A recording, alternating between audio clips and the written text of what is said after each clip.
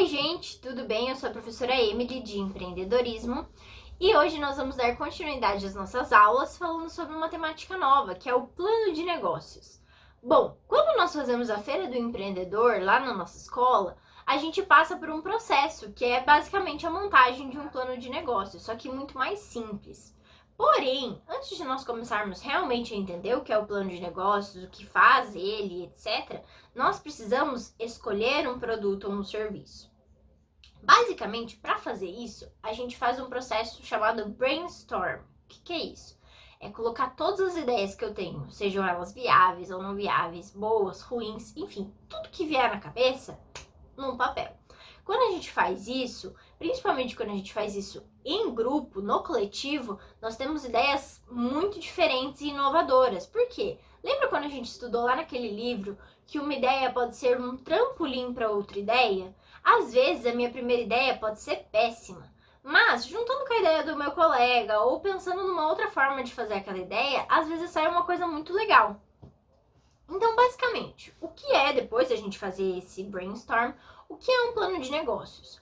Um plano de negócios é uma série de pesquisas, dados, decisões, encaminhamentos, perspectivas, projeções do que vai ser a minha empresa, o que eu quero com ela, o que ela vai vender, qual é o público dela, e ela serve para dar um encaminhamento para a gente abrir um negócio. Geralmente, o plano de negócios ele pode ir mudando ao longo do tempo de acordo com o rumo que as empresas vão tomando. Mas, não necessariamente eu vou sempre me guiar com aquele plano de negócios. Depois de um tempo, quando eu me consolidar no mercado, talvez ele não seja assim tão necessário, mas ele é muito importante para a gente começar a empresa, para dar um pontapé na empresa. A primeira parte, que é o sumário executivo, é uma parte muito importante para nós. E ele tem algumas subdivisões, ele apresenta várias informações diferentes. Por exemplo, a descrição da empresa, quem são os empreendedores, então quem faz parte dessa empresa, os produtos e os serviços escolhidos, o mercado de atuação, então aonde essa empresa vai atuar e com isso, consequentemente, a localização daquela empresa, porque isso vai dizer muito sobre o futuro dela, principalmente, a missão dessa empresa, a forma jurídica e o enquadramento tributário, que são partes um pouquinho mais específicas, e o investimento inicial, então quanto eu vou gastar para realmente abrir essa empresa. É bastante coisa, né? Mas, primeiramente, nós precisamos escolher o produto e o serviço, e daí a gente retoma aquele brainstorm que a gente fez. Para decidir o produto, nós podemos levar em consideração duas coisas principais. Ou nós escolhemos um produto e, consequentemente, esse produto vai definir o nosso público-alvo, ou nós escolhemos um público-alvo e o público-alvo vai definir o nosso produto. A questão é que eles precisam estar em consonância. O público-alvo e o produto devem se casar, vamos dizer assim. Porque se eu escolho, por exemplo, abrir uma balada, o meu público-alvo não vai ser os idosos, porque eles não vão a baladas. Eu não vou abrir uma sorveteria no Polo Norte, porque as pessoas não vão querer tomar sorvete lá, porque já é frio o suficiente, entende? Ou ainda, eu não vou fazer um festival de sopas em pleno verão, porque as pessoas não tomam sopa no verão. Então, entende? O meu público-alvo e o meu produto tem que estar num casamento ali muito bem resolvido e muito amigável. A partir do momento que eu decidi, então, qual é o meu produto e, consequentemente, meu público-alvo, onde eu vou estar instalado, eu também preciso pensar na minha concorrência. Porque, por exemplo, eu posso ser um produto tão inovador que eu talvez não tenha concorrentes diretos. Mas se eu for, por exemplo, escolher vender, sei lá, bolo, existe só eu que vou vender bolo, por exemplo, aqui na cidade? Claro que não, existem muitos concorrentes diretos e indiretos que vão vender doces, bolos e etc. E eu preciso pensar nessa minha concorrência, porque dependendo de quão grande for essa minha concorrência, eu vou ter que ter um destaque forte para as pessoas virem comprar o meu produto e não o do meu concorrente. E às vezes estabelecer até mesmo parcerias, porque eu não posso, se eu tiver muitos concorrentes, enxergar todos eles como os meus inimigos, porque eles estão roubando os meus clientes. Não, a gente tem que ver como a gente consegue conversar com esses concorrentes, estabelecer relações. a gente tem que fazer um networking muito favorável, então uma rede de contatos muito favorável para fazer com que o meu produto se evidencie apesar ou até mesmo com a concorrência, ok? O local é muito importante para a gente também pensar no futuro da nossa empresa. Por exemplo, um lugar que é muito afastado do centro, ou que é muito afastado de bairros e etc. Vamos supor assim, uma empresa que fique lá na parte industrial da cidade. Eu posso abrir, sei lá, uma padaria lá? Ela vai fazer sucesso? Não muito, porque não vai ter muito público que vai se deslocar até lá para comprar pão.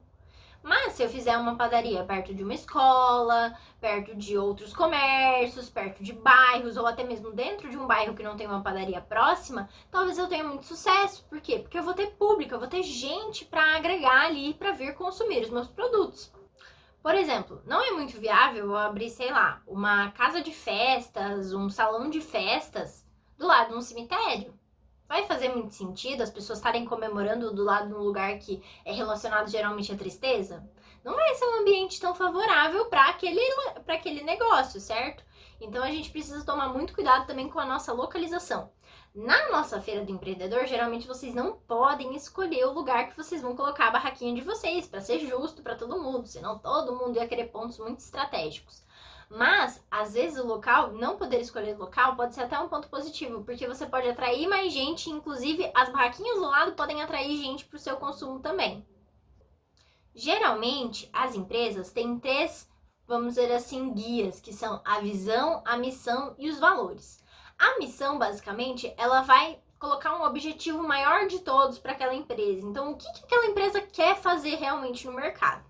Vou ler para vocês alguns exemplos de missões de algumas empresas famosas que a gente pode encontrar, inclusive, na internet. Por exemplo, o Google. A missão do Google é organizar informações do mundo e torná-las mundialmente acessíveis e úteis. A Fiat, que é aquela empresa de carros, desenvolver, produzir e comercializar carros, serviços que as pessoas prefiram comprar e possuam orgulho de possuir, garantindo a criação de valor e sustentabilidade do negócio. A Disney, criar um mundo onde todos possam ser criança. O McDonald's, servir alimentos de qualidade com rapidez e simpatia num ambiente limpo e agradável.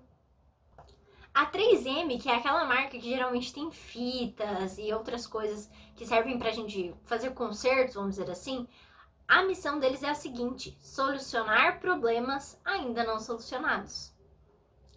A Harley Davidson, que é aquela marca de motos, né? A missão dela é a seguinte: nós realizamos sonhos através da experiência do motociclismo. A Coca-Cola tem as seguintes missões: refrescar o mundo, inspirar momentos de otimismo, criar valor e fazer a diferença. Vou colocar também a missão que tem o nosso grupo, o positivo, que é a seguinte. Vou ler para vocês. Formar cidadãos, agentes de sua própria formação e capazes de contribuir para o progresso da sociedade, por meio da educação integral que alia valores e avanços tecnológicos ao conhecimento técnico. Muito massa, né? Então as empresas têm que pensar muito bem nas suas missões, porque isso vai guiar o que elas querem realmente para o futuro e o que aquela empresa veio para agregar no mercado. Bom, o próximo item, que é o item 7, que é aquela parte que diz sobre o tributamento da empresa e como ela vai ser considerada juridicamente, é uma parte um pouquinho mais complexa. Mas basicamente, aquela parte da tributação é como as empresas vão pagar os impostos dela. Não existe uma única maneira de uma empresa pagar impostos no Brasil. Tudo vai depender, por exemplo, do lucro que ela vai ter, de como ela vai se considerar, que tipo de empresa ela vai ser. E também, a forma jurídica, nós vamos ter alguns tipos. Por exemplo, o autônomo, o MEI, que seria o microempreendedor individual, o empresário individual, que pode ser considerado tanto EI, que é empresário individual, quanto EIRELI, que é empresa individual de responsabilidade limitada. Então, basicamente, é uma pessoa que responde por aquela empresa, mas geralmente é dividido. Então, não é o que a pessoa tem de lucro da vida dela, que é exatamente o lucro da empresa. Tem essa repartição. Ou nós temos as sociedades, que geralmente são alimitadas, né? que não vai ter, então, um único dono, um único responsável, um único sócio naquela empresa. Vão ter outras pessoas agregadas também. Já o último item, que é o investimento inicial, também ele é muito importante, visto que a gente vai colocar ali no papel todos os gastos que a gente vai ter que ter para abrir, então, essa empresa. E para isso nós vamos considerar várias coisas, por exemplo, o lugar, se eu vou ter que pagar aluguel ou se ele é próprio, os impostos que eu vou ter que pagar em cima, a folha de pagamento dos funcionários, então quanto cada funcionário vai receber, se eu vou ter funcionários ou não. Dependendo da empresa, eu vou precisar equipar aquele lugar, os equipamentos que eu vou precisar usar para aquilo, a manutenção desses equipamentos, enfim. Cada empresa vai depender de algumas outras coisas e outras não. Por exemplo, uma loja de roupas vai precisar comprar as roupas.